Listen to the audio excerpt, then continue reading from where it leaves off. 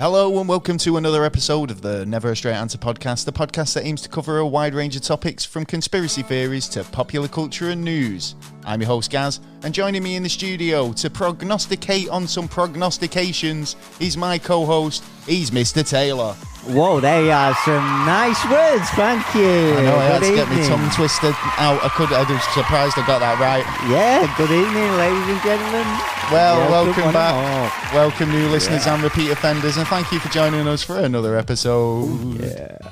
I knew you'd be back. I saw it in a vision. Yeah, we predicted it. Well, we've got an exciting episode coming up today, and it's an annual episode that we usually do. It's we're going to look at the into the future. Oh, yes. Nostradamus, he made many predictions, as we all very well know.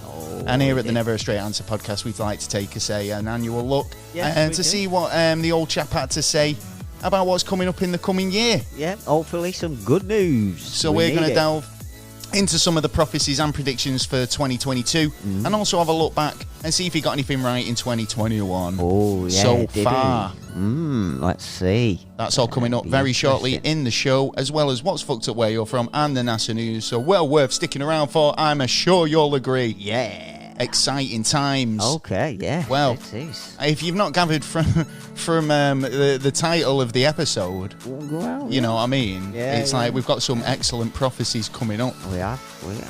Wow, before we get into all that, what have you been up to this week, Mr. Taylor? Me, a lot of writing. He's been writing my memoirs. I haven't done so much writing since I've been I'm going to down my socks, going to wash the car, and then I'm going to get round to chapter 1 of this novel. Oh, go on. Yeah. So what have you been up to? What have you been writing? You've been gone back. It's back to school. It is. It's back to school with me. September comes. It's all the kids back to school. That's it. Here he goes. Courses I've got to do. And so you're on a course? Yeah. So what's this course? What's the course about, man? It's just it's something. Just is it work related? Work related. Stuff? Yeah. Oh, awesome. I just want change a little direction and. Nothing wrong with that. Yeah. Nothing wrong with doing a bit of kind of career change. If you feel the need and you feel like you want to change in direction, retraining. Yeah. Never get too old to do it. Yeah. Don't put it off. The time. Do you know what I mean? Yeah. I didn't. I mean, I did for a long time. I put going back to school and doing something I wanted to do off for a long time. Yeah. And I'm glad I did it. Do you know what I mean? It was tough, tough doing, but worth doing in the end. So yeah, you know what I mean. If there's something you want to do, I definitely recommend you go back. and do a bit of study. Yeah. You need to get up that ladder as fast as possible these days. Well, it's not all about the ladder. Sometimes it's about just personal achievement and doing something that you want to do and honing a talent or making. There's a lot of talent out there that's not being used. Just getting yourself to that next level, if you like. It's not always about grabbing a career opportunity or whatever, but it doesn't hurt. Yeah. But, yeah. Oh, well, that's so true. Talk about we've got a bit of an announcement coming up in the next couple of days. I think probably midweek we'll give you a shout on to that. That's something I've been working on this week. Yes. And you'll hear more about that. A bit of a team up partnership coming your way. Yes, looking forward. Quite exciting. Yeah. Also, last couple of days, I think the voting closes around about the 30th of September for the Paranormality magazine podcast award. As we've let you know, we've been nominated for a podcast award with them. Yes. Them. There. So if you wouldn't mind taking a moment to vote. We've been nominated for the best UFO podcast, so that's pretty cool. Yeah, really appreciate that. Looking forward to seeing where we end up. Yeah, hopefully win this one. Yeah, we'll see what happens. You can go to the link in the description, the Paranormality magazine link, and just vote for us there. Take two shakes of a lamb's tail. Yeah, nothing. It's like going to the toilet and coming back. You could do it on the toilet. If you're chilling on, when you take your phone to the loo. Yeah, and you 15 minutes. You don't really do much. I take my phone up and then I'll sit there and I don't do anything that I wouldn't normally do, or I'm just checking my emails again. Yeah. So take that moment to vote for us on that. Yeah, we don't mind if you do it in that kind of time. If you want to do it in the nud, do it in the nud. Yeah. Listen to us in the nud. Listen to. No, you already do. We know. Well, anyway, what's fucked up where you're from this week? Yeah. It's really cool, right? This story, Well, first story is obviously we were sent in to us by Unsolved VA. which comes out of Virginia, USA. Nice. And they sent us. Right. So I'm not sure if there's two hosts to this podcast. Yeah. And one of them's from Washington and one of them's from Virginia, but they're based out of Virginia. But they've sent us two stories, and one of them's out of Washington. And I was thinking, unless they've moved around and that's where they were from and that's where they live now, potentially. Didn't really elaborate on it. But the first story they said was basically just sent me two links. One of them for the Richmond Vampire. Oh, right. Yeah, or also locally known as the Hollywood Vampire. It's pretty recent urban legend, and local residents claim that a mausoleum of W.W. Poole, dated 1913 in Hollywood Cemetery, holds the remains of a vampire. Right. Well, there must have been stories before. Well, apparently, Poole was run out of England in the 1800s for being a vampire and ended up in the United States, and that's where he was entombed eventually. Right, and the stories persisted from then, just... Well, yeah, and it's got some Masonic elements to the architecture as well as Egyptian. Oh, right, okay, interesting. And it's sort of, the W's are like fangs. Because obviously it's in Virginia as well. Do you know, it's kind of got a bit of a story there behind it. But I thought that was pretty cool. Yeah, that's mint, that. But also, they sent me this story about the Bunny Men of Clifton, Washington. The Bunny Men? The Bunny Man, or the Bunny Men. Yeah, right. So, apparently there's this bridge it's Colchester Road in Fairfax County, right? Okay. And this... Basically, it's a bit of a dodgy bridge that people say that you shouldn't really hang around there. Yeah. Right? Shouldn't linger around. There's railroad tracks there, and according to folklore, that it's a really dangerous location to be, right? Especially if you're hanging around on Halloween, right? Right, okay. Because you could be butchered by the Bunny Man. Right, so he's a bit of a horror around there then. Well, this is how the story goes, right? So in 1904, there was an asylum not too far from the bridge in Clifton. There's always an asylum involved, isn't there? Residents didn't like the idea of mental patients near their homes, so they got it shut down. They basically said they petitioned and said, no, we're not having it. We don't want an asylum near us.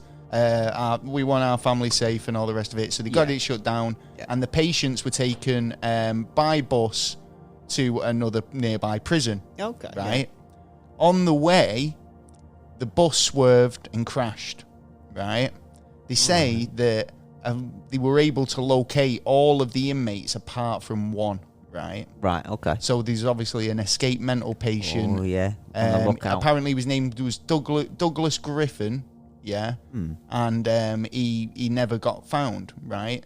So obviously weeks passed, and people started finding mutilated rabbit corpses in the woods. Yeah. Okay, so Douglas was apparently surviving by eating these bunnies. Right. Okay. So this went on for a while, and but when they were being found, they were strung up. Right. Right. Well, sort of like a warning sign, maybe. Well, kind of, maybe. Who knows? But like ritual kind of thing. Or maybe just like for preparation while he was just, like he was mental. Wow, yeah. He was an escaped mental patient, wasn't he? That's true. Well, one Halloween night, a group of children were hanging around near the bridge, and they were reported some sort of bright light or orb. Okay. And then in a flash, they were strung up like the bunnies. Whoa, okay. Gutted and hanging from the bridge. Whoa. So, obviously, the missing mental patient was obviously the killer. And the rumour goes, if you go there on Halloween night, around midnight, you'll end up like those kids and those bunnies. So, obviously, I won't hang around cool. there. That's really cool. I mean, it's a mad story. Yeah. I mean, there's a couple of other things that I found out about, like the Virginia, especially. There's obviously quite a lot of paranormal activity there in history. But yeah, I think that's. I'll save them for another day. Yes. What was it? There was one interesting one that I did find. That was a guy. He was called Zubulon Miller. Yeah, in Lynchburg. He basically, they say you can't take your money with you. Yeah. Right. Well, this guy made a point to prove that wrong. right? Because he ordered a concrete mausoleum to be built, 3-foot thick walls, and then he hired a Swiss guy, to ensure that there was 2.3 million in gold and silver coins installed into the tomb, Okay, He also, left £1 million in a trust fund to keep the upkeep of the mausoleum, with armed guards to the tomb so nobody could rob it. So, you know what I mean? Yeah, you can take your money with you as well, to be honest. Well, only until the money runs out and nobody wants one wants to guard it anymore. The guards turn on it then, don't they? They go, well, as soon as the money runs out, they just rob the place. I know there's money there. I'm gonna take it, right? Exactly. There you go. Then he'd be left there on his own. Well, there you go. That's what's fucked up where you're from this week. Thank you to the Unsolved VA podcast for getting involved and sending us their story about what's fucked up in their town. Yeah, and there's some fucked up kids being the bunny man. That's all. That is amazing. That you can see that's going to be a movie at some point. Yeah. Oh, you know what I mean? Yeah. The bunny man. It would make a good horror movie. Echo in the bunny man with some good soundtrack. Yeah, could be. Yeah. Well, if you want to get involved and send us your story about whatever's going on in your town, it could be paranormal, or cryptid, or monsters, whatever's going on. So you might live in Hawkins. Yeah, like that type of stuff. You know what I mean? Like in Stranger Things. Yeah, there's always something going on. Well, if you live in a town like that, get involved, send us an email at neverstraightanswer@gmail.com. Yeah, there's weird shit everywhere. I'm sat next to some. Hey, well. You don't want to talk about Jay like that. Like I say, this week we're going to be talking prophecies and predictions. Yes. Yeah. Now, the main guy when it comes to prophecies and predictions is Nostradamus. Yeah, number one, isn't it? A.K.A. Michael D. Nostradamus. That's the one. Yeah, and depending on your source, it's between the 14th. He was born between the 14th and the 21st of December, 1503. Yeah. He was a French astrologer, sort of. Was he a physician as well? Like, but he was. He had a couple of jobs, didn't he? Until his family got killed, didn't he? And then he went a bit crazy, and then these visions come to him, and then he obviously wrote them quatrains. He was best known for his book La Prophecies, which was a collection of 942 poetic quatrains, allegedly predicting the future events. The book was first published in 1555. Some of his best known prophecies were the French Revolution, the Great Fire of London, the death of Princess Diana, Hurricane Katrina, and the atomic bomb. Yes, and what made him starved first was Henry II. He did a quatrain, and it basically said that Harry was going to get a spear basically through his eye, and it did actually turn out to be how he predicted it. Well, he was best known as the Prophet of Gloom, apparently, because a lot of his prophecies were related to death and destruction. The guy kind of he left a legacy behind. I mean, there's a lot. Firstly, you've got to look at kind of what he left behind. I mean, he left these poems, didn't he, really? Like, this book of poetry, which were, how would you say it? It's sort of kind of, you've got to interpret that in a lot of ways. Now, a lot of kind of what he does say, I mean, it's hard to be pinpoint accurate, but I mean, I'm assuming people who've studied Nostradamus' work, I mean, in detail, would be able to prove me wrong and say, nah, this refers to this refers to that. To me, when I look at it, I find it not difficult, but there is a bit of a kind of a barrier. Obviously, first off, I don't speak French. Old French. Actually. Or old French. So it's kind of like I don't really kind of. So you got to trust that when you find these prophecies, that these are what the genuine, prophecies are, and not just somebody going, he could have said this. Well, to be honest, one of the prophecies that I looked at years actually turned out, which made me even more strongly believe in what he was saying, and that was actually the 9/11. incident. Actually, that's true. Actually, he did prophesize. I've even got a book with me today, which was how we explain that away in terms of like sky. Because the thing is, he just got the year wrong. That was it, because he thought he so what would you say his success rate was in terms of accurate prophecies, or again, is it down to just how you interpret it? That'd be it. Because again, how can you say this is going to happen specifically in this year? So, for instance, like we look every year, we've got episodes for the last couple of years going back about what Nostradamus prophesied for the coming up year, right? Yeah. Or the year ahead, right? So, how do the people who are working this stuff out, how are they able to kind of say that's going to happen in this timeline, like from that poetry? I mean, he doesn't generally give dates or times. Apparently, all of them go in line, but the way he did it was he basically writ the quatrains and then he threw them in the air and then put them together and then writ like 1, 2, 3, 4. So chaos. Basically chaos theory. Yeah, because the 9/11 one was supposed to happen in 1996, as people were trying to predict. That was the timeline it was set at, but it was just off, and it generally is off by not that real long. It under 100 years. It's generally, and he goes, thousands of years. So he's I get that. He's in the ballpark, but like you said again, but then again, it depends it's like how to you kind of accurately pinpoint it to a certain year. And this is it. I mean, if something so like for instance, we can have a look at some of the things that he said was going to happen and he prophesied for 2021. Zombie apocalypse. So apparently, a Russian scientist would create a biological weapon that produces a virus that can turn humankind into zombies, and we would be extinct as a result. That was a prediction for 2021.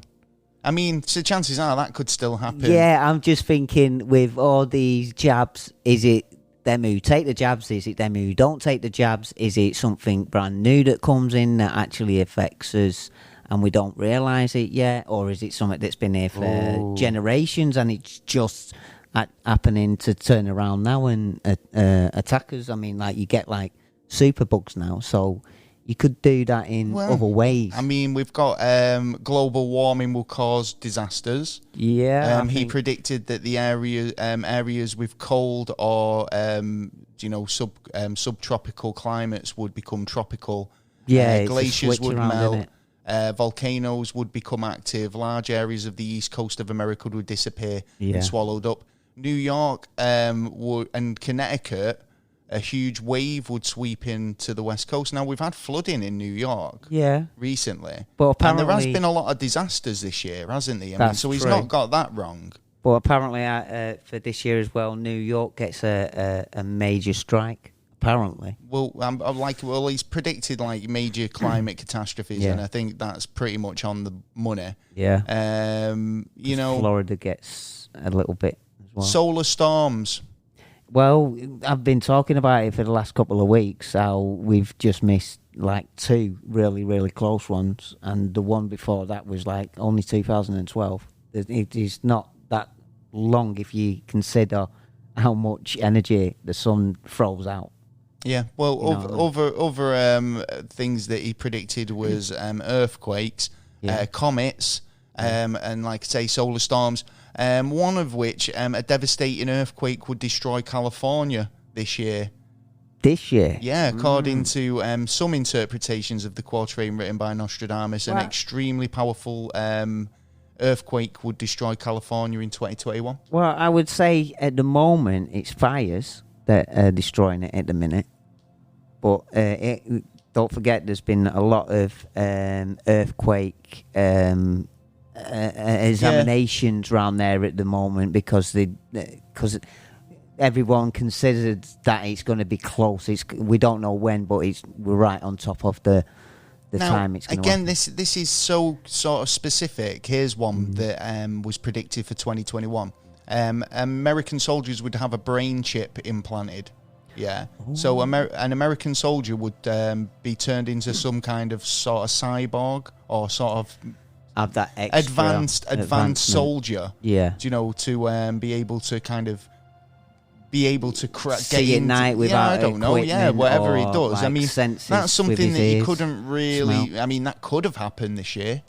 You know what? It was only a number of years ago where the US Navy just signed off that they can actually, any one of their troops, they can actually do whatever they want to him and have no consequence without them knowing about it. Yeah. And it did get to, it was that kind, like a couple of, about 30, 40 years ago, but then they stopped it, but then it was just reopened again that they can, and the military will be able to do it.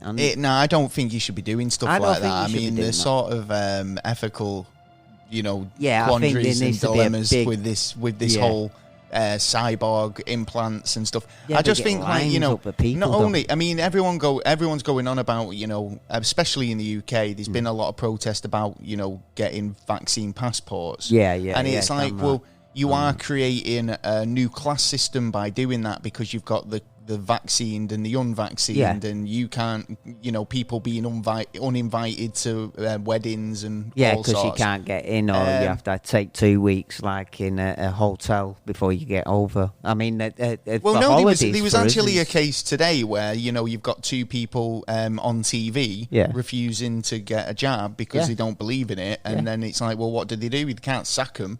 Yeah. Well, it's like it creates. It kind of does create this sort of class system. So when you're introducing technology into the body, where you've got, there's going to be people who can afford that better upgrade and the next best better kit, or like the Supreme package. And then, well, how much data can you process? And what are they getting? It's like, are you a better person because you've got a faster processor or a more advanced eye chip or fucking whatever? Yeah, do you know what I mean? So all of a sudden you've got a new class system of advanced versus unadvanced.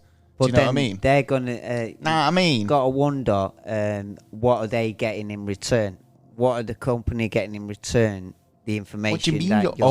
You're owned. Yeah, well, yeah, you aren't. It's like a computer. You get something free. What it's happens? Not free. It's exactly the same principle as having a mobile phone, right? Yeah. So if you've got a chip in your head that basically just has all the same capabilities as your phone, you're logging into the same accounts and creating the same passwords and all the rest of it. Yeah. It's just that you've changed that device from being something that you carry around with you to being something that's inside you or part of you.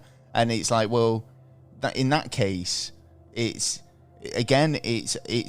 man plus, isn't it? It's I think you're some getting people into the would think realms the next of stage of well, no, it's not evolution. natural. It's not the next agree. stage in evolution, because the next stage in evolution's the next stage in evolution. This is man taking the piss and fucking about with shit they shouldn't be. Exactly. That bang on. Thank you. I do appreciate. Thank you. Yeah.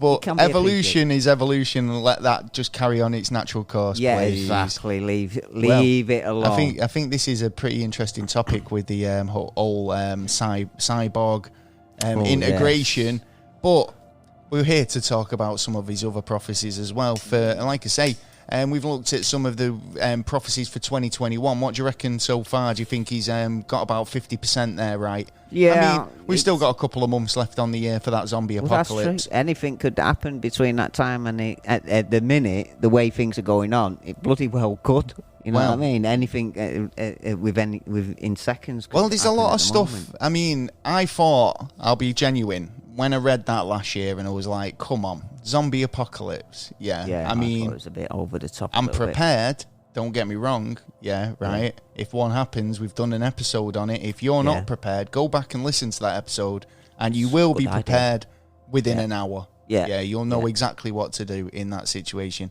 Well, be prepared. We're prepared anyway. So Nostradamus, he's come up with quite a lot of really top shelf stuff for this the coming year, 2022. We'll crack off with the US dollar.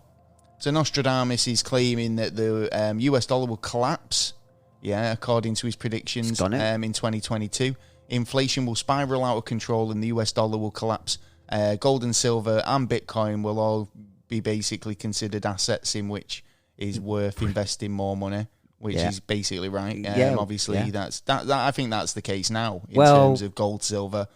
Well, yeah. Well, this is the petrodollar's gone. We've just talked about solar storms, right? Yeah. If there was a massive solar storm, EMP style thing, I think we've talked about this multiple times. You know, Bitcoin's useless. You can only spend what you've got, and if you can't get access to it because it's online, then it's like pictures now. You don't keep pictures. You've got them on your phone and that. Well, print them out because if your phone's gone, your pictures have gone. Couldn't agree more with that. Actually, I love the physicality of having photographs as well. Yeah, exactly. It's not the same as being like just seeing it on the screen, scanning it on your phone. Yeah. They're so disposable on your phone. It's just print them out. That's it. I think they should bring back old photos. Put them in albums. Yeah, exactly. Yeah, I appreciate and show the family history and your friends' history as well. The friendship. Well, this is the thing, isn't it? Because think about all that history that's going to be lost. Yeah, right. Because how often is it that you find an old photograph and think, oh, I love this, is really cool. Or who is you wonder about the lives.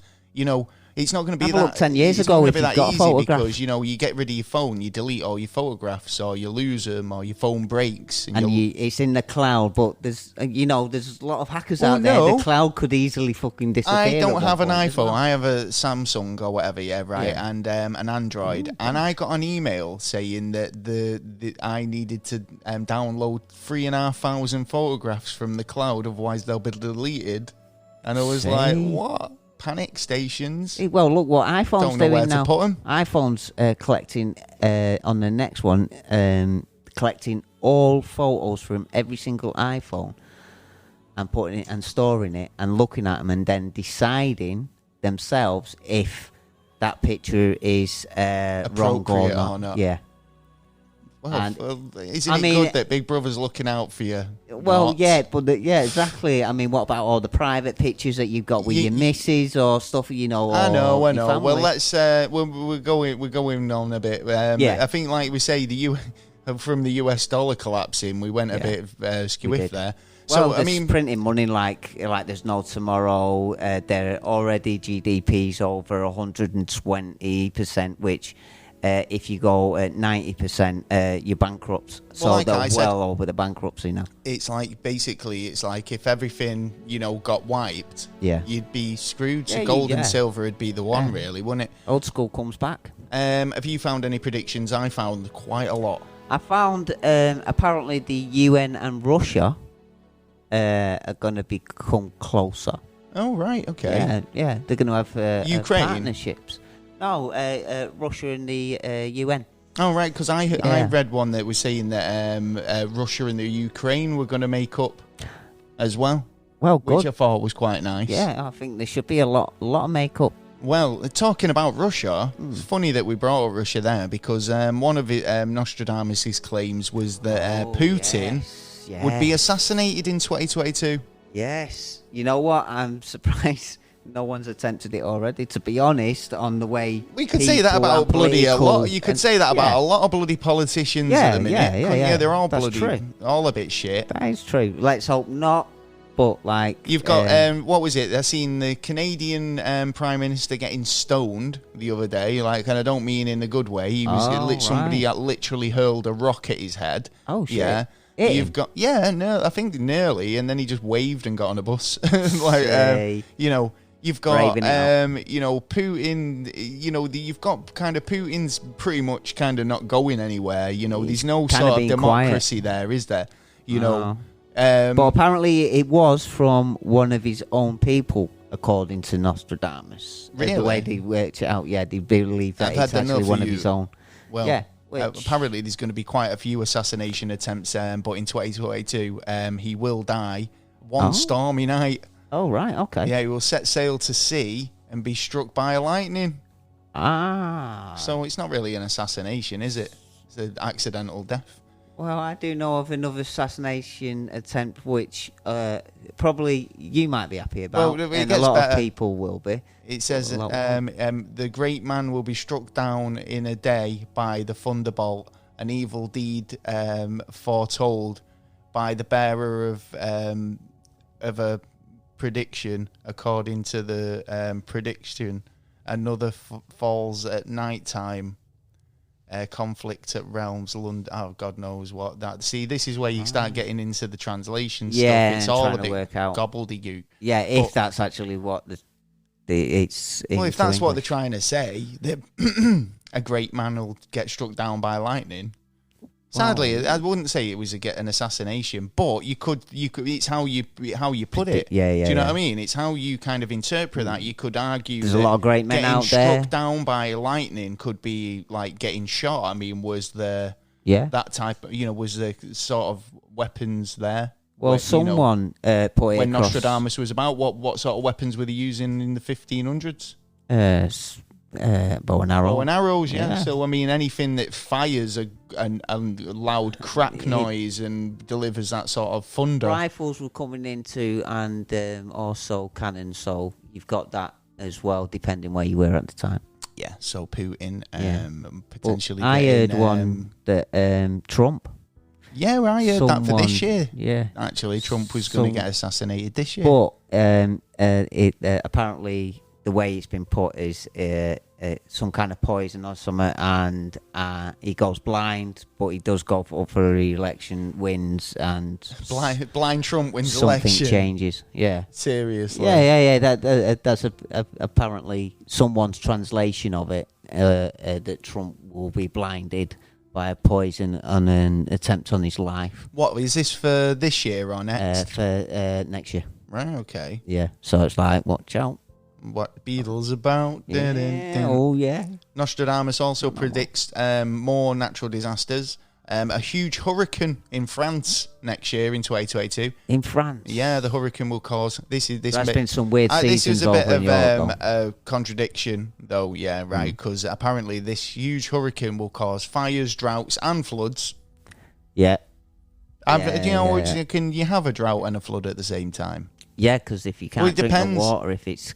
We'll just dish out a load of those life straw things, do you know what I mean? Don't necessarily work in every condition. No, that's true, actually. Yeah. Well, floods will basically happen in many parts of the world, but France in particular, don't know about that. I mean, obviously, France is... pretty prime for it. I mean, we are, to be honest. I mean, if you think about how if we were to kind of get a surge of water... because there's that massive glacier, isn't there, in the that's just like floating about, and if it melts, then it could literally get rid of London, if you like. London could just be all the south of England could be underwater, and it would change the coastline of a lot of countries. Well, yeah, that's true. I mean, it did actually happen 500 years ago in England. It actually covered the whole of England. Thanks. Really? Yeah, thanks to a 17-year-old. Where was I? Doing some study. I must have been out that day or sleeping in. It was hidden history. It was in. Well, there was a part of England that was obviously the land underneath the channel. Do you know, like between England and France? That apparently that was Doggerland, and you could actually use it to traverse it. Yeah, and that's true. Now it's underwater and is the English Channel. Yeah. Do you think the French mind that we call it the English Channel? Well, it's ours, so I don't care what they want to call it. It's connected to them as well. Yeah, only a little bit, more majority to us. So it's our channel. We do what we want. It's my channel. You listen to our rules. You can't have follow our rules, and we'll be nice with you, and you be nice with us, and we'll be good neighbours. Yeah. Yeah, I was going to say there's declaring stuff there. But they've been nicking our fish. So well, France, we'll get into that later in the news. Any other predictions that you've seen that Nostradamus that you thought were a bit out there for next year? Just same again, like floods and more fires, more kind of little disasters in the area. Well, no, this is where we start getting into the end of the world tackle. Right, because this year, so next year has got a lot to live up to if Nostradamus is correct. Not all necessarily stuff that we want to happen, to be honest. That's true. First big one, artificial intelligence. Will attack the human race. This is on par with the zombie apocalypse prediction, though. Yeah, but you know what? With what's been going on about UFOs and aliens and people actually waking up and realising that there's actually something in it somewhere along the lines, not necessarily everything, because, there's a view on different parts. Well, possibility is there. You know what I mean? The possibility is there. Well, what they're saying is obviously the computers are going to get so complex by next year that you could basically carry a personalized computer in your pocket, which you can now. You do now, yeah. But it's going to be able to simulate brain power.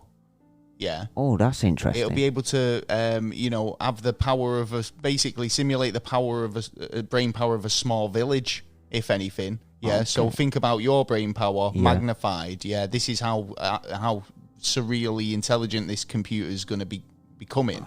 Mega dangerous, man. Then it's going to consider mankind and what we're about and why are we here and what Skynet and shit. Do you know what I mean? Quantum computers, where I reckon the chances are on that one, because like the brainiest folk, they can do a lot more calculations, and it's not on numbers, it's on actually particles. I think if you could handle artificial intelligence, as long as you don't give it the means to be able to control travel. Travel? Yeah, you isolate it so it can't communicate with other entities. It can't. That gets rid of the net. You know, it's like with Ultron in Avengers, where it's like, it becomes sentient. It wants to create itself a body. You know what I mean? And be able to maneuver around and move around. It doesn't want to be trapped in one place. It's a sentient being. So, artificial intelligence. The end of the day, I think science fiction's always kind of considered the idea that artificial intelligence would reach a stage where it does wonder why it's being controlled by an inferior species and obviously a brain power that's inferior to theirs. So, I mean, if you can write it, it can happen. At the end of the day, if you can imagine dream something it, happening, you can do it. It could happen. Potentially. You know what I mean? Yeah. Well, there you go. I mean, artificial intelligence rising up to attack humankind isn't enough. I think Nostradamus is going to be thinking a lot of wars going to be happening, explosions of many kinds, but one in particular in the Mediterranean Sea, which would be quite bad. Which will the sky will burst into a great explosion that will spread in the atmosphere. And it'll be like the equivalent of like a nuclear. It'll be during a nuclear missiles test. Yeah. Oh, right. Okay. Yeah. So it's going to be accidental, and it's not going to be. This is what happens when you fuck around with stuff you don't understand. At something. Yeah. But and it's going to be a bad thing. It's going to be not a good. Well, no, he's predicting meteorites as well. Yeah, but now I'm thinking EMP bombs. Wait a minute, let's not pile all the disasters on top. No, I'm just thinking what he's... So first of all, right, we've got artificial intelligence to worry about, right? Yeah. Then, during a missile test, which is happening quite a lot at the minute, if you look at what's going on in, Korea, they're having a little mini arms race going at the moment. But they're saying, that this missile or nuclear warhead, it's going to set the sky on fire, essentially. Yeah. Yes. That links into another one of his prophecies that is coming up. But I mean, this next one could also be a reason for it. Asteroid showers that destroy the Earth. Well, yeah. There's always that potential, especially with lately that we've had quite a few that we haven't seen until like the last hour or so. Right. Well, what they're saying here, right, is that a great fire will rain from the sky for 3 days, right? Yeah. Sounds like a shower, that. Yeah, totally. It's going to cause quite a lot of destruction. Do you know what I mean? Yeah. It's going to cause, bright fireballs in the sky. Yeah, it's going to be a lot of fire, a lot of smoke. For 3 nights, we'll see it. And it'll also cause a lot of problems, but if a big enough rock falls into the ocean, it'll obviously cause a lot of tidal waves. Yeah. Which, like we said earlier, would engulf quite a lot of land and stuff like that. So, something to look forward to. I have heard a part of that as well, that actually 2/3 of the planet would be devastated. Basically, they'd be wiped out. What do you mean? What? 2/3 of the human species and animal species and all other kind of species would be wiped out. Right. Yeah, that's the number on the amount of devastation it's going to make. Right. Well, apparently next year it's going to be the end of rainbows. You can't. No. Where we're going to put the rainbow. No more rainbows. No more pots of gold. Leprechauns are out of work. Companies are going to nick the gold. Seriously, right? So they're saying, I don't know if it's this nuclear test that they were going on about, but and obviously it said that it was going to, affect the sky and set fire to the sky. Shoving shit on the sky. Well, apparently, yeah. Well, like I say, one of his earlier prophecies we just talked about said that they're gonna do a warhead test and it's gonna be a devastating, scorched fucking atmosphere, right? So, in another prediction, though, he says a devastating nuclear bomb will explode in 2022. The nuclear bomb will explode and produce climate changes that will change the Earth's position in the heavens.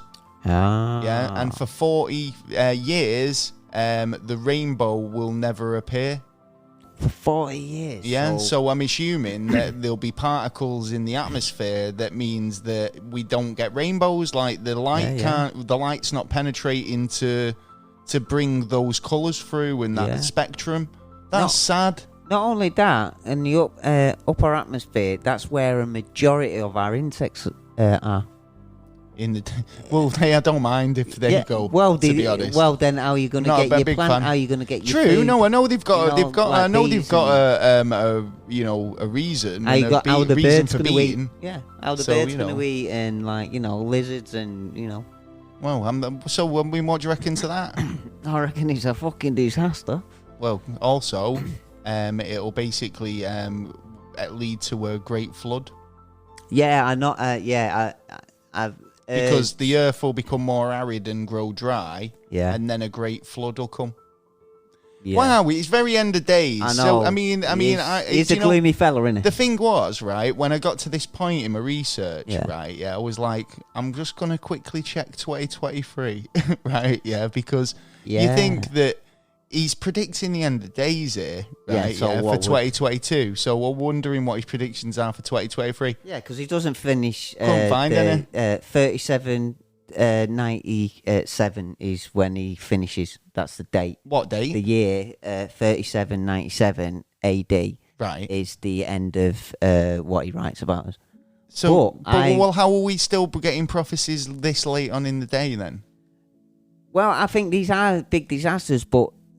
There's going to be a certain majority that are going to be live through it. Well, it's almost like throw enough shit some sticks, isn't it? Well, it's if I sat here writing prophecies all day, then 20 years down the line, you could look at some of those and go, do you know what? He was right about that. Well, 1 out of 20 is good. Do you know what I mean? Or you just don't. You try and not focus on those ones. Well, yeah, that's true.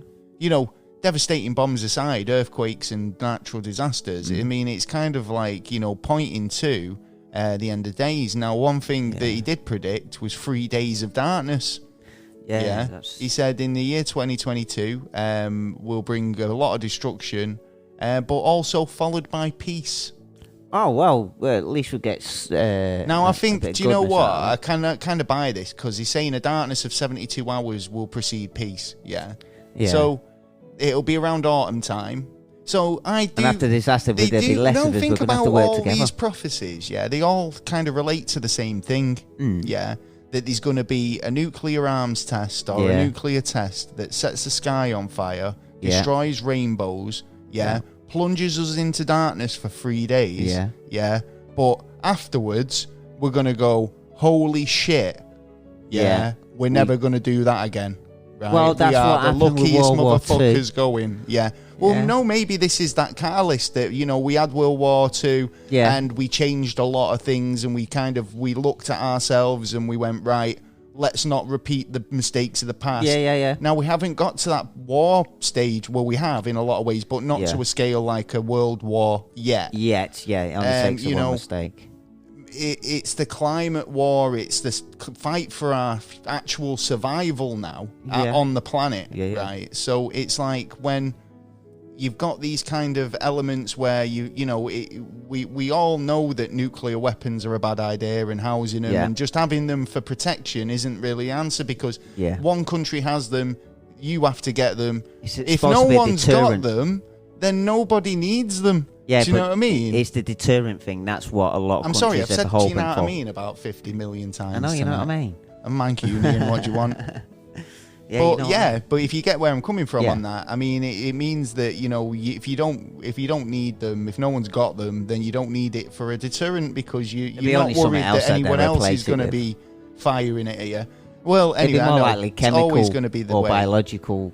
It's always going to be the guy, he's got a bigger stick. So I need a bigger stick than him. Yeah. Well, 3 Days of Darkness following peace, I think that would be a catalyst in terms of, showing us that we can... A wake-up call, we might need that wake-up that call. Kick in the ass. So in terms of, like, all of that destruction, could it be needed in a lot, in one way or another? Well, yeah, I've got to agree with you. I mean, we're quite selfish people around the world. We look after ourselves. We don't really look after the environment or consequences of what we're putting out into the environment. We are getting better, but we're still not. But no, there, because you can still see it. I mean, you can see, like, when you've got e-waste that's being sent to other countries to being processed, and literally the emissions that are being kind of generated from these countries that are burning all this waste to get the get the elements so they back, can survive, so they can fucking survive, and their health must be appalling because all them fumes and stuff they're breathing in. They're not like they've not got even in the water, the chemicals in the water, stringent health and safety. You couldn't walk out in a bloody loading dock without a high vis these days. And then the fact that these guys are literally pulling up your trousers, burning rubbish. I mean, it's ridiculous. I mean, no matter how much we say that we're trying to affect climate change in a positive way, as long as we keep doing these practices, then we're just basically outsourcing our carbon. Do you know what I mean, to another country, and it's not right. Countries should be able to develop and dismantle and get rid of whatever they develop. Offshoring our crap. Everyone's offshoring, isn't it? Because it's a set of business. It's business to travel around the world. We make more money. Yeah, but you're spending more money and you're putting more shit in the environment when you don't need to. Oh, there you go. There's Nostradamus' predictions for 2022. Yeah, not looking so bright, is it? Well, apart from the peace at the those end. Those who survive will live to see peace. Yeah. It sounds very dramatic. It does. Especially in my year. Here's hope he's wrong on this year, and it might be, well, he was wrong about the zombie apocalypse so far. So let's see. Yes. I mean, you can't be right all the time. Oh, no. Some of the time. But that's a lot of predictions that all kind of tie in together. And I think you'll agree, listeners at home. If you've got anything you want to add, or, just give us a shout. Or question us on. Oh, yeah, if you've got a question about tonight's episode, you know what to do. You can send us an email at neverstraightanswer@gmail.com or hit us up on social media. Well, like always, we've scoured the World Wide Web to find you the best news and headlines from the world, space and beyond, and this week's no different. And we're going to dive straight into that right about now. Yeah. It's the news! Oh, yeah. Exciting week. Yes. Lots of spacey stuff going on. We'll be getting on to that a bit shortly on. Bit shortly. Bit shortly on. I don't know if that's actual English. Is it English? I don't know. Well, this next news story could be like linked to that. Apparently, college students, I don't think it's just college students, apparently drank a lot less during the pandemic. Oh, right, okay. But used weed and psychedelics at a record high. Good for the liver, but not so good for the chest and... Oh, yeah, I suppose. Yeah, these, but at least your liver's all right. Well, yeah, that's it. You need to give your liver a break. Obviously, it was like, I was saying this, because obviously, when you were a working person, you're like, oh, well, I ain't got 5 days to recover from anything like that. Anything as hedonistic. Do you know what I mean? I've got stuff to do in the morning. Can't be doing that. Well, that's it. So, I mean, obviously, you sat in your house and you're looking to escape in some way. You obviously doing a bit of something, chilling out at home is probably a good way to while away the hours. Obviously, I'm not recommending you do anything. No, I mean, but it is magic mushroom stuff season as well. I'm joking. What do you reckon to the survey? Do you think that's about right? I don't believe that that's just college students. No, I reckon it's a lot of people who are on the let's say big on the break. old herbal cigarettes. Yes, which in one way it's good for you, in another way, as long as you're not taking too much. It's like, same as alcohol. Sat at home, smoked a joint and thought, do you know what? I've always fancied learning the oboe. Yeah, that's Why it. not? I've always wanted to exercise like this. I've always wanted to do the, is it the Mamba?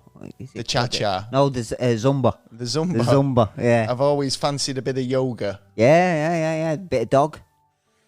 What? Bit of dog, yeah. Is it a standing dog? I don't know. I don't do you. Well, go on anyway. So have you seen any news this week? I just thought that was an interesting little topic. I've got a few statistical topics tonight. So little statistical news stories. Have you? Sweet. Give us a bit of news. Well, I've got a bit of news from German scientists who are teaching cows to piss in the corner, basically, by feeding them and going. They are the Pavlovian conditioning. Yeah. So they're doing a bit of Pavlov's dog on them. Yeah, basically. And they're doing it for environmental reasons. Well, how is it environmental reasons? Because chemicals into the land, into the... Wait a minute. Cow pats are great for the land. Yeah, they are, but they're not for the water. Well, which travels downstream. Yeah. All right, into, fair. You know that's what I mean? fair. And the urine the same. So what are they planning on redistributing the muck in? Well, in you can use ways? it. I know you you can use it as fertilizer and stuff like that. Yeah, but these are manure. Yeah. Is well, it was mainly piss cow I was pies. seeing. They were pissing more than they were shitting, to be honest. I can't believe so. You're telling me that they've conditioned cows. Yeah. Of a 3-year-old toddler. That's how much what they that takes potty training to a whole new level. Yeah, and you can see they've got videos of it. Just walk in. Here, I'll have a crumpet. I'm not sure I really want to watch that video. Well, it's only a bit. It's like the back viral video goes viral. Cow pissing in toilet. Some people might get off on that, actually, thinking about it. Poo-poo in the pate. Yeah, you don't. Poopy in the pate. Oh, yeah, so scientists have been doing stuff for the environment, or trying. Get a real job. Yeah. Fucking scientists. It's like, Mum, what are you studying, or what you're working on at the moment, son? I don't really want to tell you. You want a job that you can be proud of. Yeah. And I mean, toilet roll holder. He might be proud of that. He put his life into that. But obviously it's a serious study to try and work out how to stop the environment being destroyed the way it is. And at least it's taking steps. Cow pats have been around forever, man. How can you say that that's... I mean, you can fucking bottle the farts. That's probably a bit of a concern. Well, yeah. Well, actually, apparently, more of it comes out of the mouth than it does out the ass. Right. Okay. So it's like, okay. So statistics that have been thrown around... Another one that has been falsely claimed. To crudely moving on. Yeah. With but has a bit of an odd segue. Oh right, okay, segue. Beans, good for your heart. Yes. The more you eat, the more you fart. Yeah. Yeah. More methane. Yes. Right? Oh yeah. Well, and this is a story that was highlighted by the Manchester Evening News. Yeah. They've got concerns over kids buying baked beans. Right, okay. Right. I don't know if you've heard about this trend that's gone viral. It's beaning. Beaning? You've been that beaned. Sounds like a sexual Mr. Bean. Yeah. Beaning. Okay. Right. So shops have been urged to look out for children buying large quantities of beans and tinned goods. Days. So if you've got some beans, you might be able to get some money there.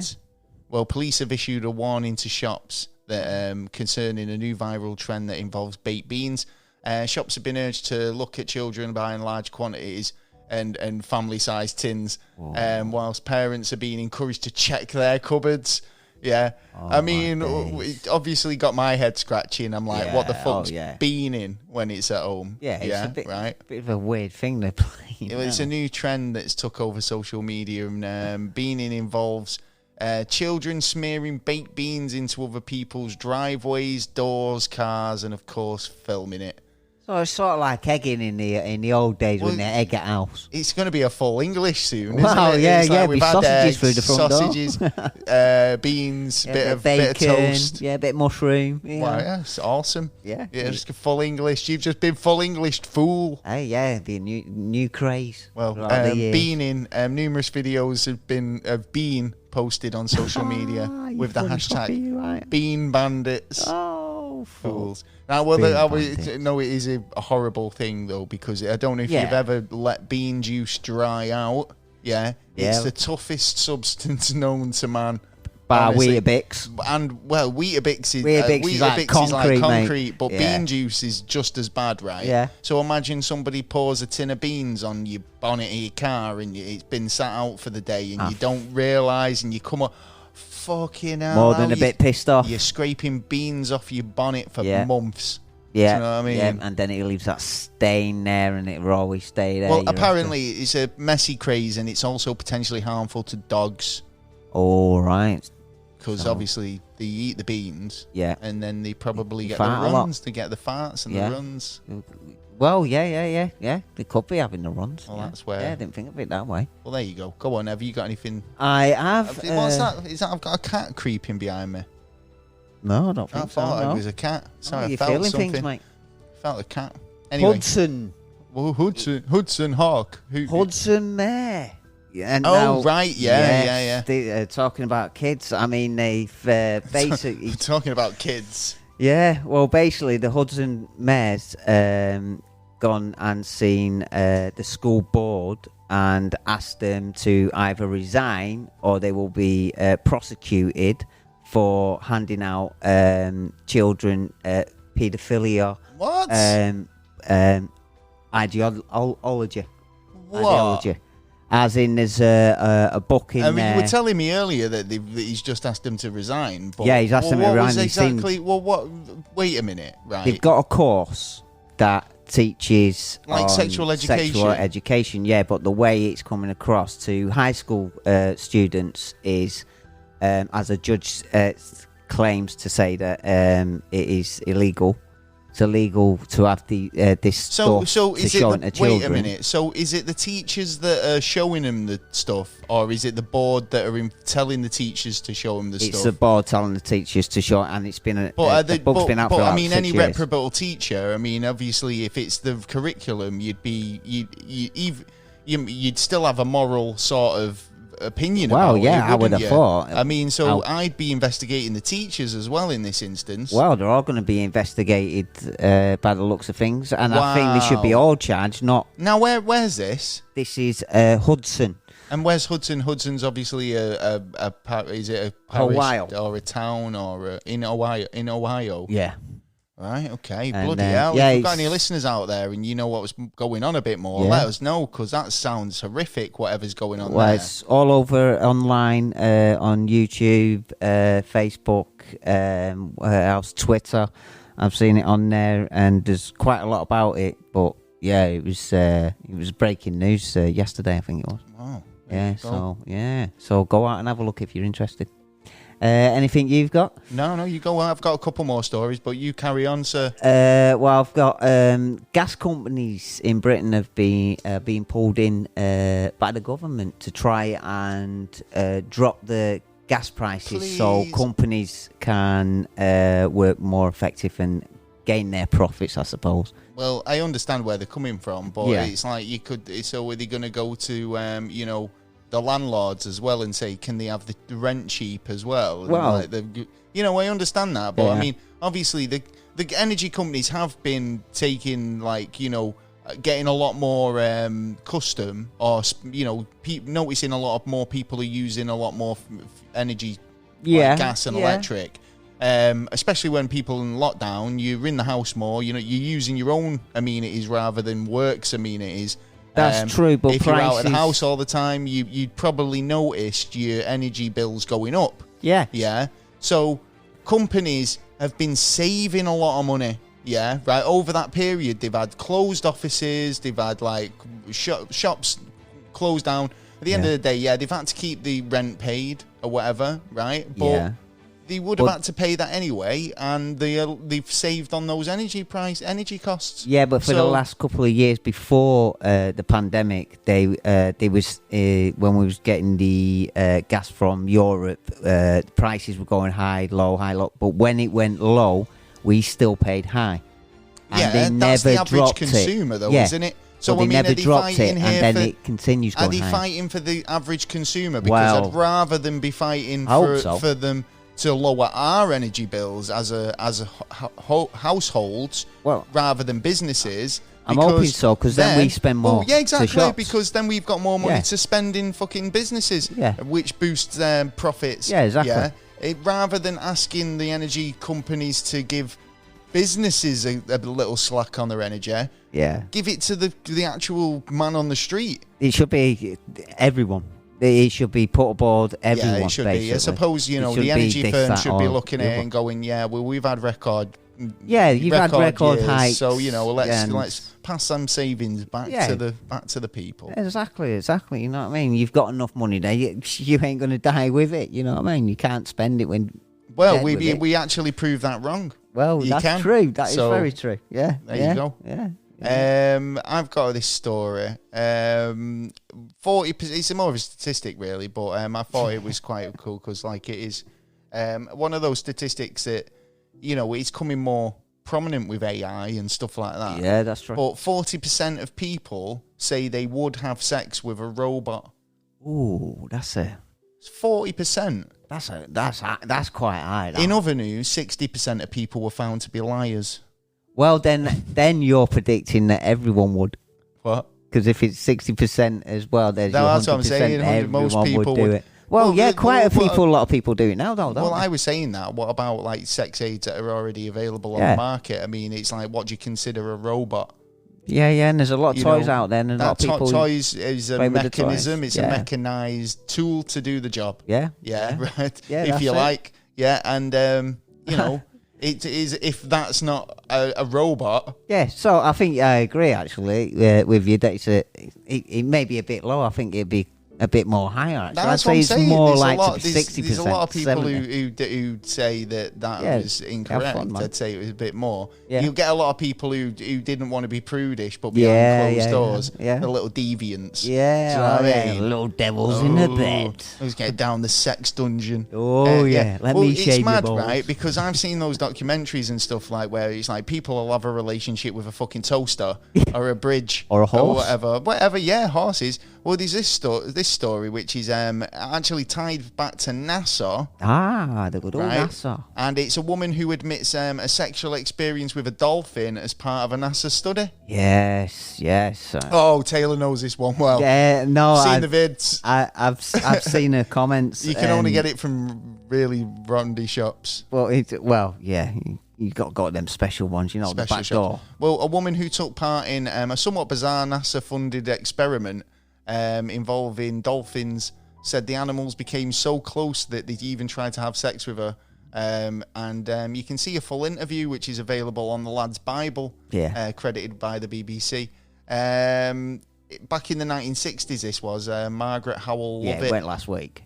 Was part of an experiment that saw people spending long periods of time swimming with dolphins. Now we know why. It's come on, let's have a relationship. Yeah, it was a weird science experiment, but I believe it only happened. I believe it only happened once. It might have happened. It only happened once. Let's just hope it happened only the once. But it's crazy. It's a crazy little thing called love. Well, obviously the dolphin was a bit peckaged for the human. Well, it's got a bond with it. Yeah. Do you know what I mean? It was, it's nice. Well, they're intelligent animals, aren't they? They are intelligent animals. Well, talking about them, did you hear about? I can't remember what the island was called now. I think about 3,000 dolphins. Island. Were Dolphin Island. Is it Dolphin Island? I'm just making it up. I can't remember what I just remembered about it. And basically, it's a tradition of slaughtering dolphins. And taking them. No, yeah. I mean, it's obviously the people around the world have condemned it. and that tradition seems. Yeah, to there is.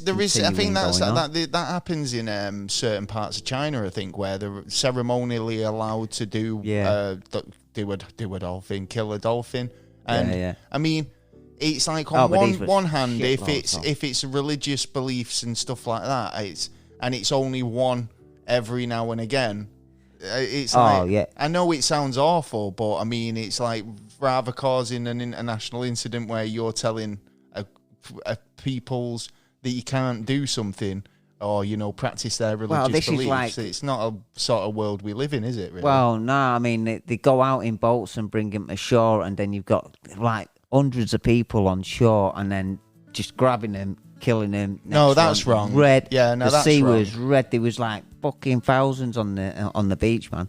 No, they need to dial that back a bit. They need to definitely dial that back a bit. Yeah, that sounds like fucking one of those like a bit kill crazy. Yeah, well, yeah, it sort of is. I mean, think if dolphins are already having problems now, you've got like once a year you've got like a couple of thousand getting slaughtered for no reason. No wonder, like the species. You're very macabre tonight. Let's. Thank you. Well, that's not a compliment.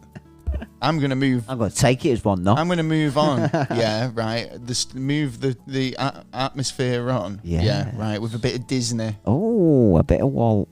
Well, this guy, he's a man who's stolen a Walt Disney World issued iPad. Oh, naughty boy. And he was found giving tours in the Hollywood studios apartments. Clever lad. Yeah. He apartments, complex, if you like. Yeah, right. He was using it to skip long lines. Yeah, right. According to Orange County Sheriff's Office. Oh, that's meant, man. Yeah, well, he's took advantage, didn't he? Exactly. There was a leaking. He was issued with trespassing, and in June.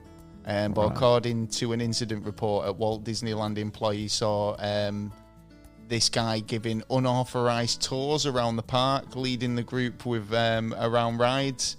Sweet. Yeah, he's getting them all into the top front of the lines and stuff like that. Yeah, using this Disney stolen iPad. But was he getting paid? No, he wasn't. He stole the iPad. Good lad. He's probably getting paid off like the guys he's duped into taking the tour. Yeah, that's what I mean. If they got paid off that, then I'm surprised he didn't put more charges, but it sounds like he didn't. So he was doing probably it for fun. Just took a group of mates in it. It's like, I bet I can get you round Disneyland faster than anyone and get you on all the rides. Yeah, that's it. Well, good on him. They made the mistake, and consequences. He's been charged, so it's not really a top class move, is it? Well, but he got caught, didn't he? It's one of them, isn't it? It's like depending what he's punishment is, it's like pleasure pain sort of thing way up. It's like was it worth it? Yeah, well, true. Really got to ride that ride a couple of times, several times. I mean, if you are a Disney fan, you can actually book yourself a stay at Winnie the Pooh's house. Oh yes. Right in the slap bam in the middle of 100-acre wood. Nice. Winnie the Pooh's house has been offered on Airbnb to celebrate Disney's 95th anniversary. Winnie the Pooh's house will be available to rent. 95. It's awesome. It looks literally like the house Winnie the Pooh lives in the books. Yeah, it does look good, actually. It's a unique experience that brings the charm of Pooh to life. Oh, that's beautiful. As long as the charm of Pooh. We don't want a charm of Pooh. You want to flush it. You never charm a Pooh. No. Take it out to dinner and buy it flowers. Well, it depends. Okay, I've been looking at you all night. Some dodgy people out there, so Don't mean to be corny. So if you want to stay, it looks lovely. It does. It looks nice. That's in England, in Ashtown Forest in East Sussex. Inspired by A.A. Mills' 100-acre woods.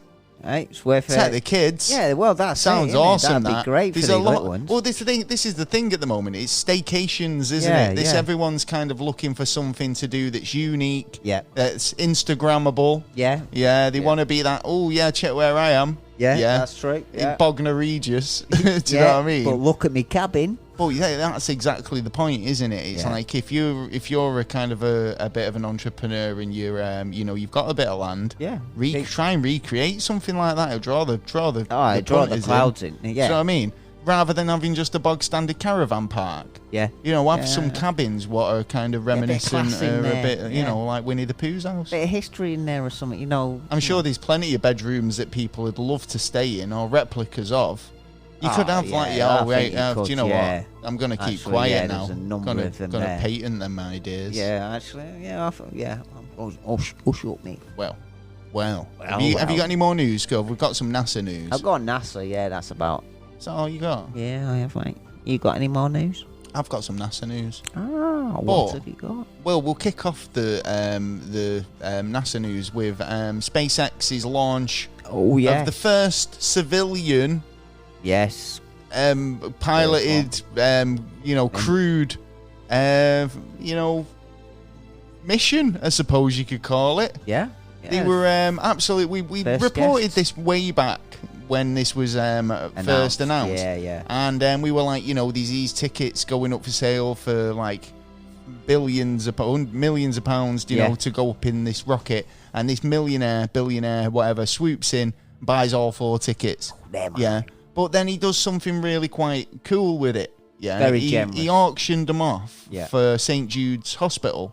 Yes, which I thought was brilliant, right? Yeah. And 3 civilian people had the opportunity to blast off into space. Now, I know Jeff Bezos did one the other week, right? Yeah. And everyone got fucking like, oh, yeah, Jeff Bezos been to space, right?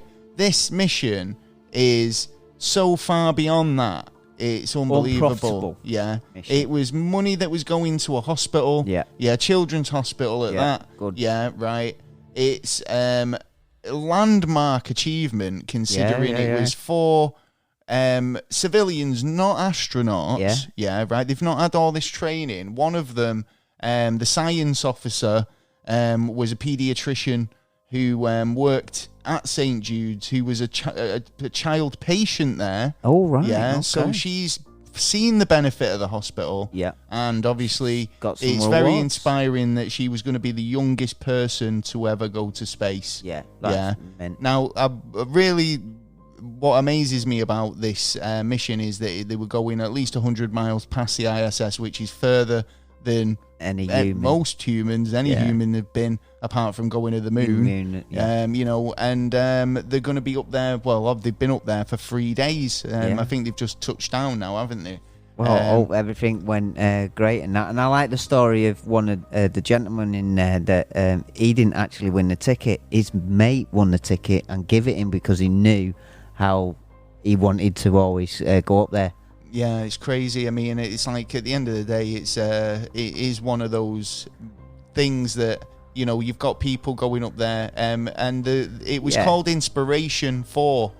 I think it is, yeah. Which it is inspirational because, like I say, these guys, they've been able to spend a bit of time up there as well. And, it is, I think it is the start of people going further out and, if they're going to go to Mars, if it is possible to eventually live on Mars, then civilians are going to have to make that trip. And if this is the first of those civilians to do it, then it's history in the making, isn't it? And another landmark for SpaceX and the Techno King. And the kids got something massive out of it. Indeed.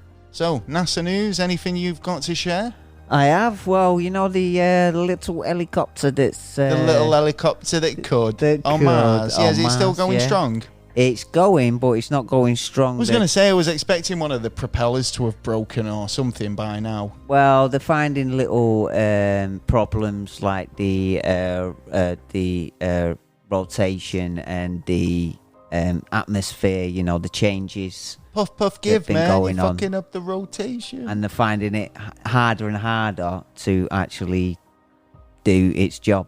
So I think it's got a little while and then something's going to happen to it. Right, so while they've got the time, I think they're going to look for the most important things that they need to look at first before they look at, other stuff. Right, okay. So, but is it still working, mission capable and doing its stuff? Yeah. I think this is the thing. Fine dust. We've said this with NASA. I mean, it's like, I know they don't build them like they used to, but when it comes to a lot of this kit, it outlives its expectations. Yeah, look at Voyager 1 and 2. Exactly, hell, yeah. I mean, amazing. There's stuff up there that is still working today that they didn't expect would even deliver as much research or material and data than ever. Right. Do you know what I mean? It's still going strong. And I mean, and they're putting up even better, stronger...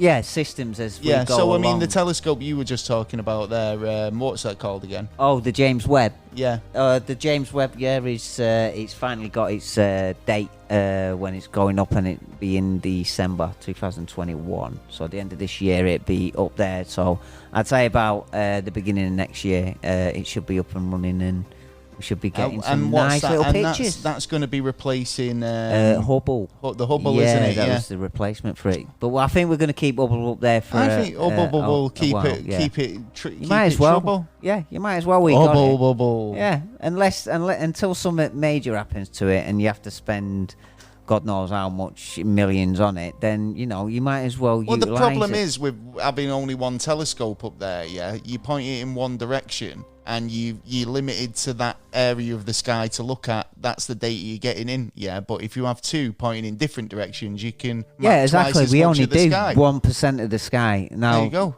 Look how much is out there, and we don't know anything. But we're trying to get groundbreaking. Little fish in a very big pond. Very, very big pond. Well, ocean, I'd say. Do you know what? It's funny that because I found this story, and it's really inspiring, really quite nice as well, right? Because obviously we all know there's no sound in space.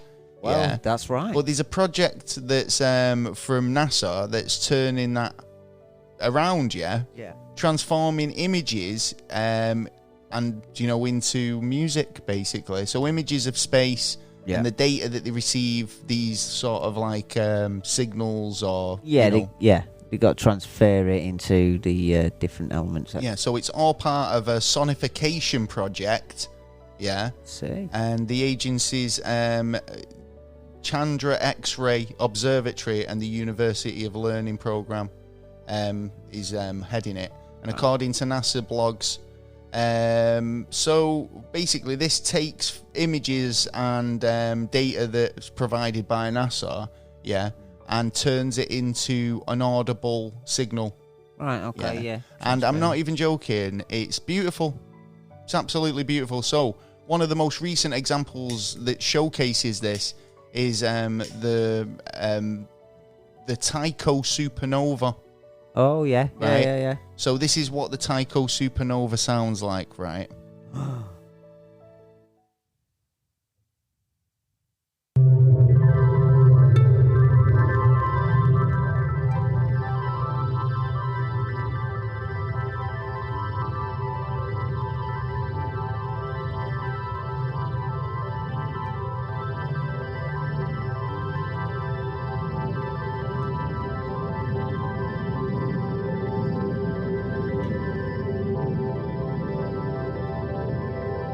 How amazing is that? I feel like I'm being hypnotised.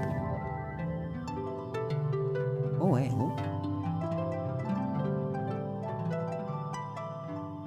So I'm assuming this is like, if you were to look at something on a graph. Yeah.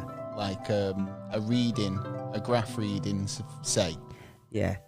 Like it was sort of like a build up and then a sort of petering off towards the end. Yeah, do you know what I mean? Like, so it was a supernova, so that was initial burst of music, and a burst of sound was the first bit, the blast, and then those tinkly bits were like the remnants, shock waves afterwards. Yeah, so it's amazing. So they're doing that with a lot of different space phenomena, and sonicifying it. We'll be hearing it in the charts next year. I love that. It's brilliant. Do you reckon it'll hit a chart? I reckon you'll get somebody integrating it into music. Yeah. Definitely. I mean, it's a beautiful sort of sound at the end of the day, and it's a bit something different, isn't it? Do it now. Do it. Yeah. Send us your tape. I want to hear it. If you remix if you got that. a remix of one of them, Indeed. It's a good idea, actually. Well, UFO sightings are on the rise. Oh yes, good. Arizona, people waking up, had been voted the 9th most UFO sightings in 2020. Ah, I see. Phoenix, Arizona. Big news for paranormal researchers and truth seekers as fans of the occult. Arizona has been a hot spot. It has. It's been a hot spot for a lot of years. I know, it's up in the list now. It is. Also up in the list, third most sightings of 2020 was Washington. Oh, yeah. Yeah, well, there's been quite a number over the years. I remember 52 over weeks there. There was loads of UFOs. Really? Yeah, it's over the White House as well. Over the White House. Yeah. Well, there you go. It's like they're planning on landing on the White House lawn at some point, aren't they? Yeah. So they're probably just working out where's a good place to park. Well, yeah, on the lawn, mate. Yeah, just park outside where the flag is. Yeah, just on the roof, I don't care. Just land. You know what I mean? Say hello.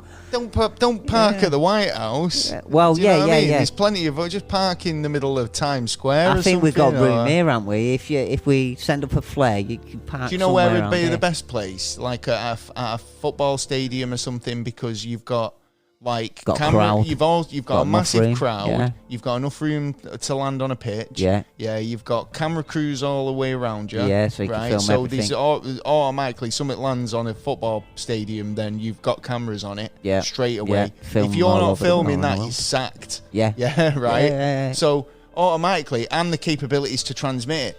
Right, so if you want to get a message through, you've got a live audience and a televised one, football match. Yeah, sorted. Plain and simple. Sorted that one out. Right now, come on. What we're going to say to him? Take me to your leader. Yeah. We come in peace. Yeah, we don't. We don't come in peace. Yeah, we come in pieces. We're very hostile creatures. Yes, you must have been Are you sure you want to land here? Yeah, I'd go next door, mate. I'd say Mars is vacant. Yes, at the moment, but we want to colonize. Not necessarily, because actually the samples of the rock that they discovered suggest that they could have a life, or could have. Yes, this is what NASA's suggesting, that they reckon that's what. But we kind of knew that. Happen. Yeah, I think I believe. Some part of history, to be honest, someone's lived there. This is what I don't even believe it, right? I kind of can just see it, yeah, right? Okay. And I've said this before, You're having a vision. I'm having a vision. I'm having a premonition, right? But it's more of not a premonition. Would you say a premonition something that looks into the future, or would you say or what would you say somebody who could see things of the past? I'd say both. Would you say that was a premonition of the past? If you know better than us on this, let us know. Yeah, because obviously most prophets look to the future, but if you're able to at the moment you can research the past. Yes. Historians research the past, but having a premonition and seeing sort of the events of the past. Now, I'm not talking like the events of history. I'm talking on a cosmic scale. Okay, yeah. Like, they imagine that planet between Earth and Mars did exist, and it was there, yeah. It blew up. Yeah. It caused the extinction level event that made Mars the desert planet it is today. Yeah. The human race actually were on Earth. No. The human race were on Earth. Yeah, right. There was primates and pieces of primitive fish. Man, right? Primitive man's there, and the evacuees from Mars came here, which were the Anunnaki, whatever. That's whatever you want to call it. And then you've got that whole breeding with the human race. Yeah, concept. The Anunnaki story. Then that all plays out like it does, but I reckon that's why. Well, yeah, there is a possibility on that front that it could be Mars, because there was major shifts. So it's possible. Potentially, it's possible. Well, there you go. Yeah.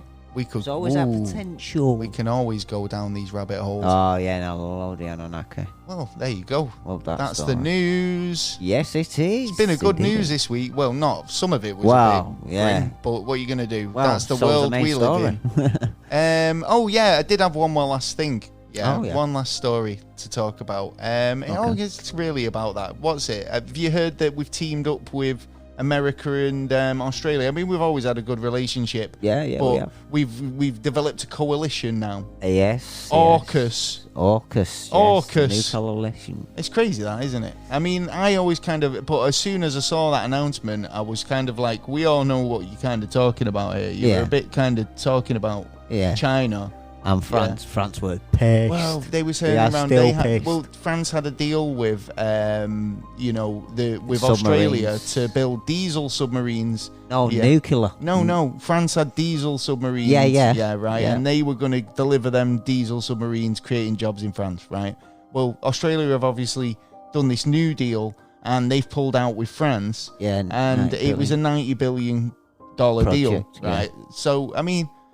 There's a lot of that about. Well. So it gives us money in the. Well, it's we're wicked at subs. At the end of the day, it's like, well, it's not a problem. I mean, they could have provided nuclear subs, but it's not a case of that because I think it's because those types of weapons are closely guarded. But that they wouldn't allow. Well, yeah, but that's old technology. Yeah, nuclear power technology is way more in advance. Exactly. So you need nuclear nowadays. Exactly. So what I'm saying is, it's like you're selling, substandard equipment. Yeah.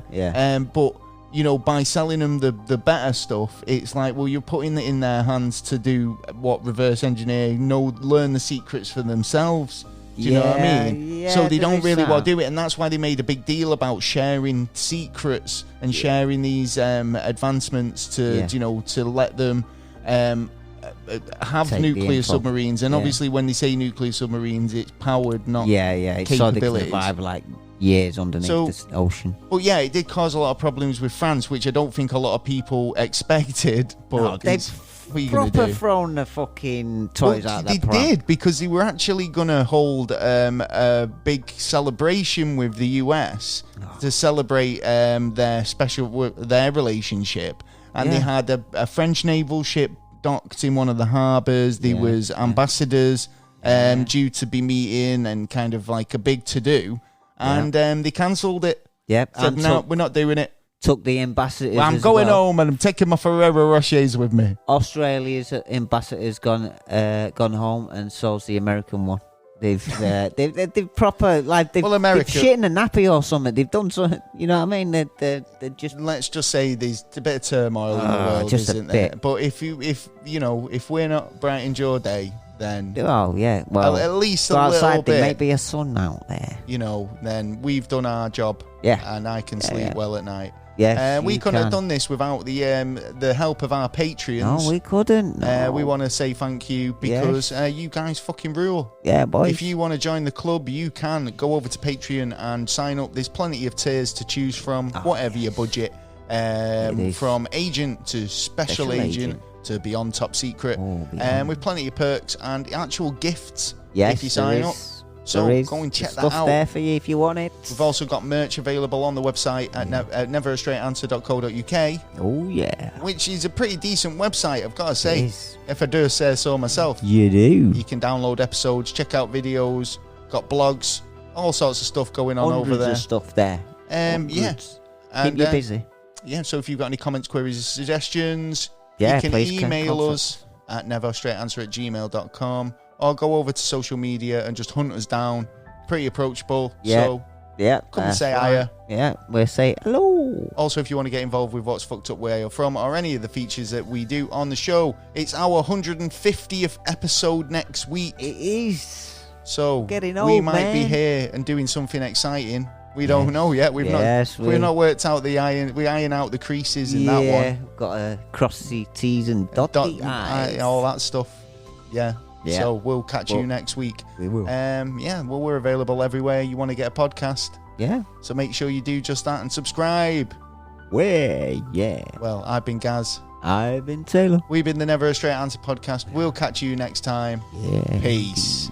Outside.